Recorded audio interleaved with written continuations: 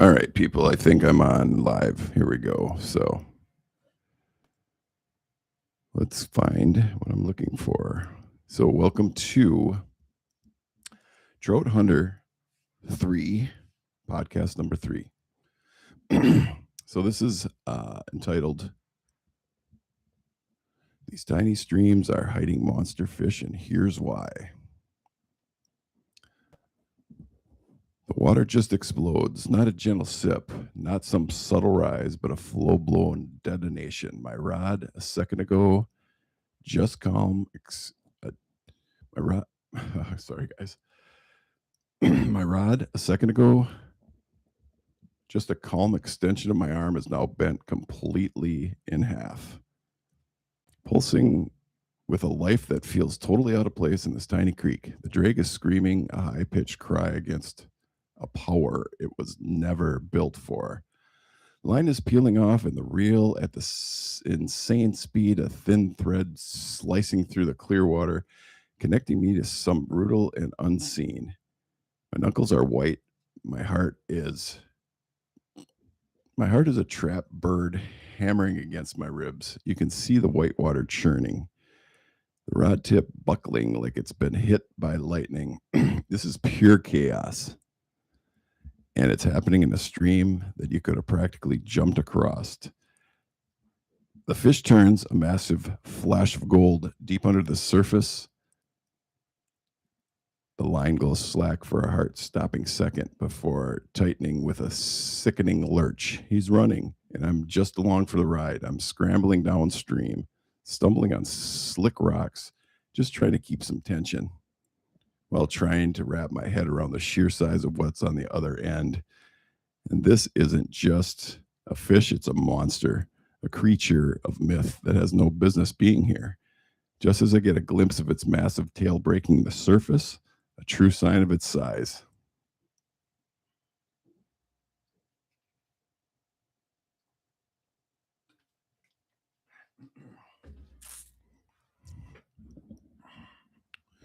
All right.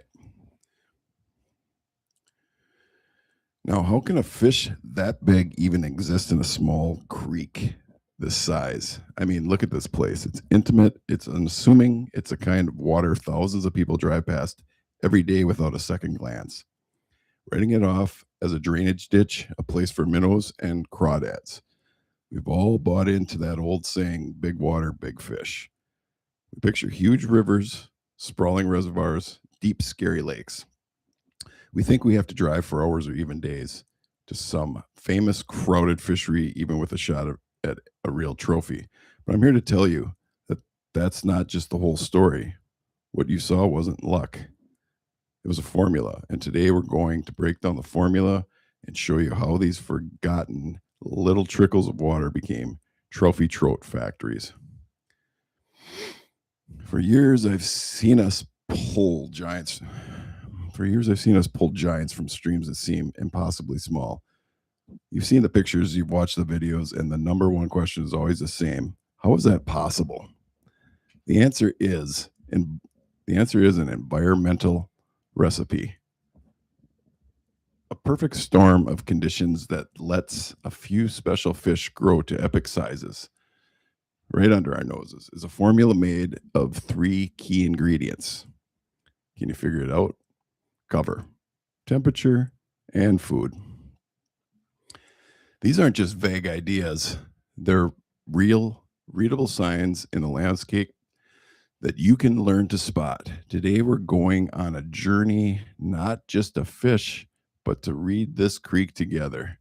I'm going to show you exactly what to look for, explain the science behind why it works in a way that makes sense, and prove that the fish of a lifetime might be hiding in a stream you've driven past a dozen times. This isn't about secret spots, it's about a secret knowledge. By the end of this, you won't just see a small stream anymore. You'll see a blueprint for a giant trout. Well, let's get into it. Section 1. Cover the 5-star hotel or motel. All right, so the first, and you could argue the most important piece of the puzzle, is cover. Now, that word gets thrown around a lot. But what does it really mean for trophy trout? It means safety, security. It means having a place to live without burning energy and worrying about being eaten, kind of like us. A big, old, wise trout is a survivor. It didn't get that big by being dumb. It got that big by finding the absolute safest house in the neighborhood and sticking to it. I'll show you what I mean. Let's start over here, this stretch. This is a classic rookie mistake. It's pretty sure, it's pretty clear, it's easy to cast, and it looks fishy. It's a long, shallow run, all the same depth. The bottom mostly gravel, a few rocks no bigger than your fist. A new angler would walk up and see this open water and think, perfect. I can cast anywhere. And they might even catch a few small, eager little 6 or 7 inchers, maybe a 10 incher if they're lucky, but a monster true giant, never, not in a million years. Why not? Because a 12-inch predator would be ridiculously exposed here. It'd be like a deer trying to hide in the middle of a football field. Every single predator flying overhead, an osprey, an eagle, a heron, can see it perfectly. There's no shade, no depth, no place to hide. A big fish sitting here is a dead fish. On top of that, it has to constantly fight the current, burning precious calories that should be going to growth. This spot is a security nightmare. This is not where a giant lives, so we don't even waste a cast. Instead, let's walk. Secret to finding big fish is often walking right past the easy spots to find the hard ones. We're looking for structure. We're looking for complexity. We're looking for something that breaks the boring, uniform flow of the creek and creates a sanctuary. And this is what I'm talking about. To the untrained eye, this probably looks like a mess, a nightmare to fish, but to me, this is the place. This is a 5-star hotel for a trophy trout. What we have here is a log jam, or what scientists call woody debris. It's a tangle of fallen trees, branches, and roots wedged in the stream, and it's a single-handedly one of the most important things you can find for growing and holding monster fish. Let's break down why this is perfect. First, obviously, overhead cover. A big trout can tuck itself under this mess and completely be invisible to birds. It can just sit there feeling totally safe and secure. It's a roof over its head, and that's non-negotiable. Second, look at what the wood does in the water. The current hits the jam and it has to go over, under, and around it. That scoring action carves out a deep pool right behind the jam. Most of the rest of the creek is maybe a foot deep, and the pool could have 4, 5, or even 6 feet depth. It's just another form of cover. It also provides thermal stability, which we'll get into later on another layer of protection. Third, the log jam is a food conveyor belt. Nutrients, aquatic insects, and a small fish washing downstream get funneled right into the spot. The wood traps the leaves and organic matter, which feeds the bugs at the bottom of the food chain, which attract small fish, which attract the big one we're after. It's a buffet line delivered right in front of the trout store. And finally, the wood creates pockets of slack. A big trout can sit in that calm water, barely moving a fin, while the main current, the food lane, rushes past it inches away. It can hold there burning energy. No, it can hold there without burning energy. Wait for a meal to drift by and then dart out and grab it and slide right back into its lazy river. Maximum reward, minimum effort. That's the magic equation that lets trout pack on weight. Studies have even showed that adding large wood to a stream can triple the trout population. So how do we fish it? Carefully. You have to be precise. This fish is going to be glued to that cover. It won't move far. You have to put your offering on its dinner plate. I'm going to try to drop my lure just upstream. Let the current sweep it down under the wood, right into that dark layer. It's a high risk, high reward. I'll probably get snagged, but it's the only cast that counts. Let's see if anyone's home. There, perfect cast, right where I wanted it. Now I'm just letting it swing, letting the current work it. Should be in the zone, tightening up, wait, yes, tap. Fish on. He absolutely hammered it. See how he came right out of the woodpile? He wasn't 10 inches from the front door. It feels like a good fish, not the giant, but a solid, respectable trout that proves the point. He's using the current, trying to get back in the wood. You have to put the brakes on him and steer him away from that. That's the game. You hook him in the nasty stuff, then you bully him out of it, okay? Easy, easy now. Got him. Look at that. A beautiful, thick, healthy brown trout, maybe 16, 17 inches. In any other part of this creek, he'd be the king. In a spot like this, he's just a resident. He's not the monster from the intro, but he's our proof. He was exactly where he should be, tucked into that log jam. This is a fish that gets him the importance of cover. This is Exhibit A. Let's get him back. So section 2 is temperature, which is trout's lifeblood.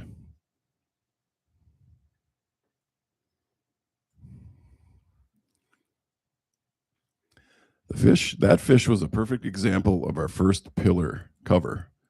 But cover by itself doesn't make a monster. You can have the best log jam in the world, but if our second ingredient is missing, the whole system falls apart. The second ingredient is temperature. Cold, clean, oxygen-rich water isn't just something trout like, it's their lifeblood. It controls their metabolism, their appetite, their growth, and finally their survival. Trout are cold water animals. They're built for a specific temperature sweet spot.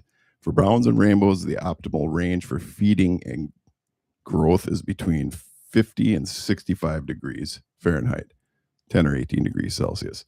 In that zone, the metabolism is fired up. They digest food efficiently, turn calories into mass, and they're active and aggressive. This is the growth zone. When the water gets too cold, say below 40 degrees, their metabolism slows to a crawl. They get sluggish and they won't eat much. They survive, but they aren't growing. On the flip side, when the water gets too warm, above 68 to 70 degrees, it's a crisis.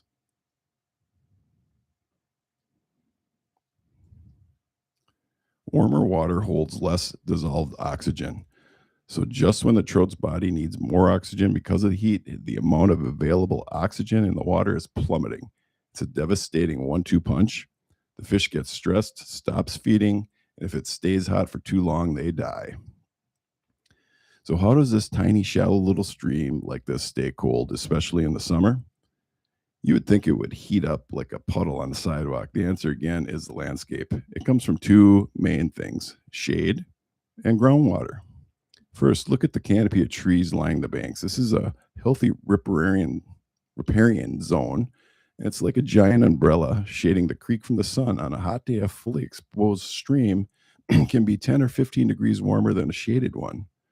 Protecting these streamside forests is one of the most important things we can do for trout.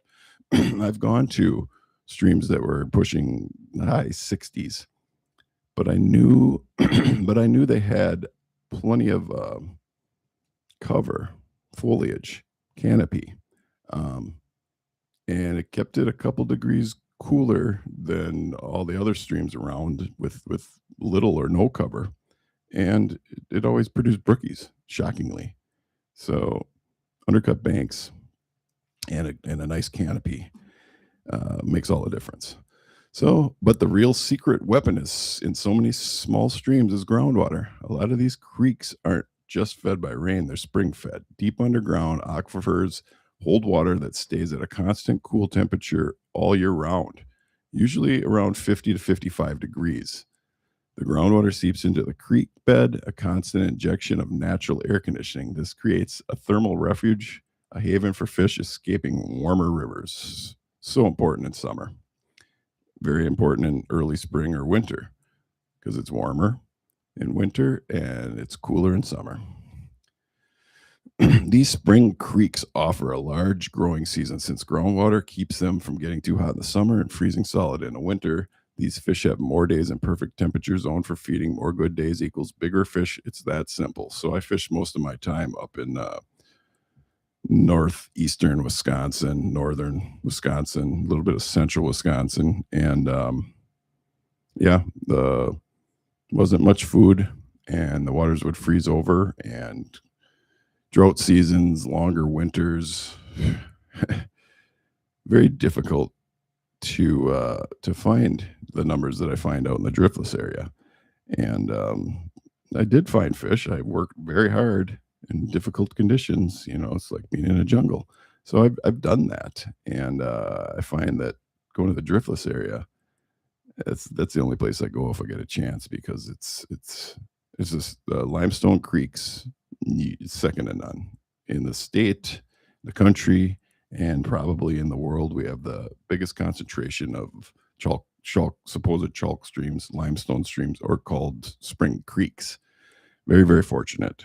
So we have the where, the cover, and now we have the how, which is the right temperature. The final piece is what they're eating for fuel to fuel that insane growth. That brings us to our third pillar, the food source. So section 3, the fuel for giants. We found the house, we've checked the AC, now it's time to look in the fridge. The third pillar of our formula is food. To grow a true giant, a fish pushing its genetic limits, the stream has to offer abundant, diverse, and most importantly, high caloric menu. A fish is a direct product of the pantry. In most small streams, the main food is aquatic insects, mayflies, caddisflies, stoneflies. Flip over a rock and you'll see it crawling with different little critters.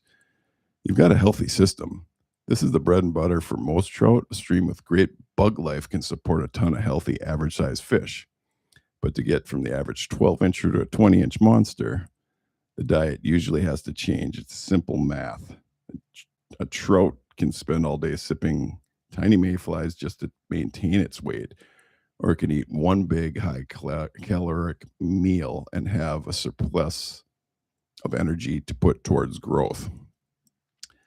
This is where bigger food becomes critical. We're talking about sculpins, dace, chubs, and other small bait fish. We're talking about crayfish, leeches, mice, or frogs, snakes that fall into the river. These calorie-dense superfoods that build monsters. The single 6-inch bait fish can have the same energy as hundreds of tiny little insects. When a trout learns to hunt these bigger prey items, its growth potential just explodes. It becomes the apex predator of its tiny world. So you know how, if a stream has this kind of food, sometimes you'll see minnows in the shallows, but the best way to match is to match the hatch in a bigger sense. But if you think big predatory trout are here, you offer them a big predatory meal.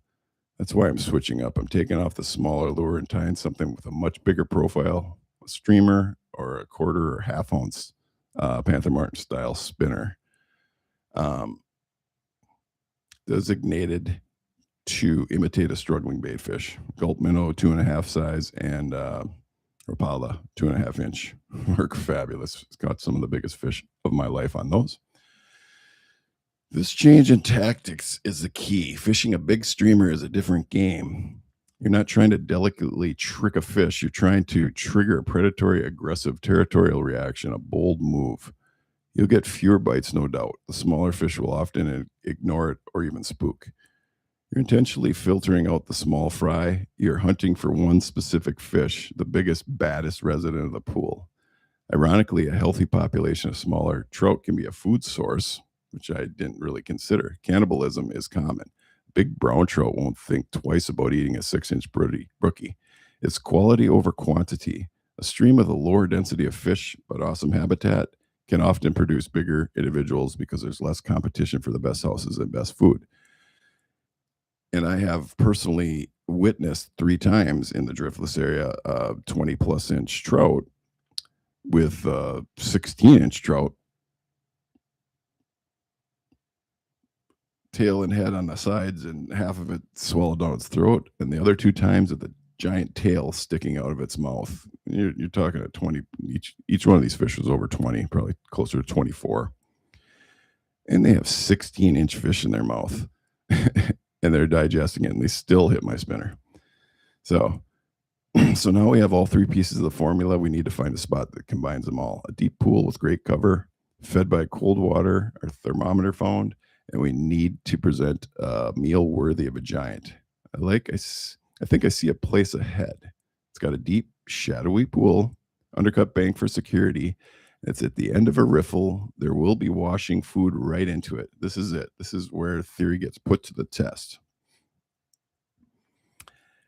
This is the moment of truth. I've worked my way up the creek, connecting all the dots, and it's all led me to this one spot. Every instinct I have is screaming that this is the place. The water is deep and dark against the undercut bank. The current seam is perfect food delivery service. The hangover The overhanging grass is a roof. It's a textbook definition of a monster's lair. I made a few casts working the edges, but now it's time for the money cast. I have to get my streamer right into the darkness deep under the bank. It has to be perfect. One shot, I'll take a breath, measure the distance, and let it fly. The lure lands with a swift ploop, ploop, plop, ploop. Inches from the grass. Perfect. I'll let it sink for a second, get in the zone. 1, 2 cranks. I pause, letting the current give it a little flutter, and then it happens. The line doesn't just tighten, it stops. A dead solid stop. Like I've snagged the bottom of the planet. A split second, my heart sinks. Snagged. I give a little pull to test it, and then the planet pulls back. An explosion, the water erupts as the head, as broad as a shovel, thrashes on the surface. My rod is yanked down with a violence that shocks me, and the reel starts shrieking. This is the sound of the beginning. This is him. He's real. He immediately tears downstream using his weight and the full force of the current. This isn't a battle of finesse. This is a bar fight. I'm just trying to hang on. My knuckles are burning. My arms are screaming against raw power. He's taking line so fast I have to move. I'm scrambling over rocks, splashing through the shallows, doing anything to keep a bend in that rod. He immediately tears downstream using his weight and the full force of the current. This isn't a battle of finesse. Slowly agonizing, his head begins to turn. I won the first round, but the war is far from over. He switches tactics, charging back upstream, shaking his head and trying to get slack line. I'm reeling like a madman, trying to keep up. He rolls on the surface again, showing me his full, unbelievable strength. He's bigger than I thought. The sight sends a fresh jolt of adrenaline through me. I cannot lose this fish. The fight settles into a grueling rhythm. He's making powerful runs, and I'm slowly gaining back the line. My arms are aching. He's tiring, but so am I. He makes one last desperate dive for the small gravel bar, leading him into the shallow water. Net in hand, heart and throat. I guide him closer, one clean swoop, and he's in the net. I can't believe it. I literally dropped to my knees in the water, the net heavy in my hands. I'm shaking. I'm breathing hard. I just stare at the fish in the mess. It's a golden brown, flanks shimmering, spots like crimson jewels. The sheer size of it's breathtaking. The width of its back, the hooked jaw, the paddle of the tail generates so much power. It's a myth, and he's lying right here. This right here is the aha moment. This is the proof of the whole theory. This magnificent fish isn't an accident. He's not a freak of nature. He's a product of a perfect environment. As I carefully lift him from the water, my hands still trembling, I can see the whole story written on his body. Look where he came from, tucked deep in the darkest, safest part of the undercut bank. That's the cover. He felt untouchable in there, which allowed him to grow and get old and wise. He didn't waste a single calorie on stress. All of his energy went into getting bigger. Feel the water in my hands. It's shockingly cold. This is the temperature. The creek's cold, oxygen-rich water fed by springs, protected by shade, is what fueled his engine. It let him feed and grow at a maximum rate for more of the year. This fish is a living trophy in a perfect thermal habitat.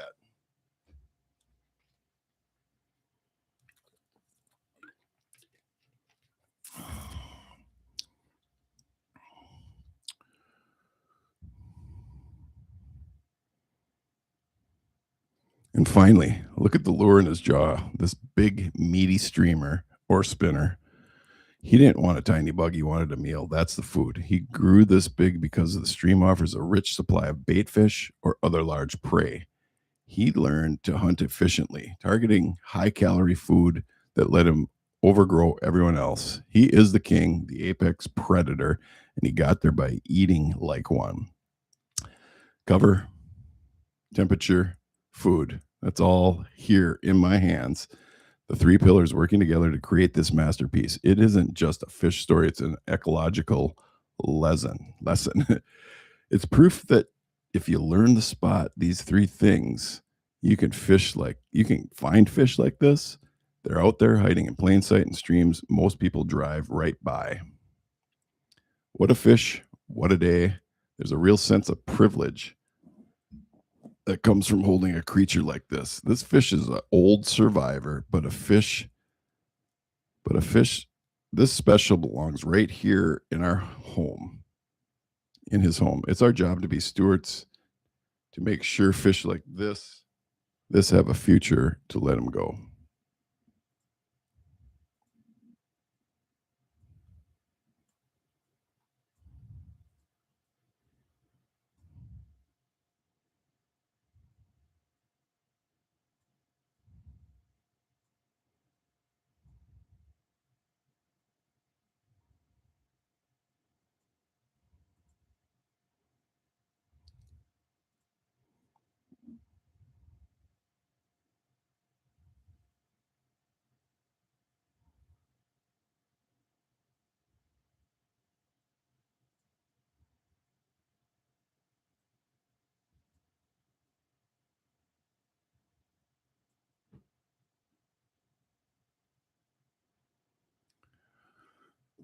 Okay, so what a day. Let's let him go. What a fish, what a day. The real sense of privilege that comes with holding a creature like this. This fisher's an old survivor, but this special fish belongs right here in his home. It's our job to be good stewards to make sure the fish like this survive and have a future.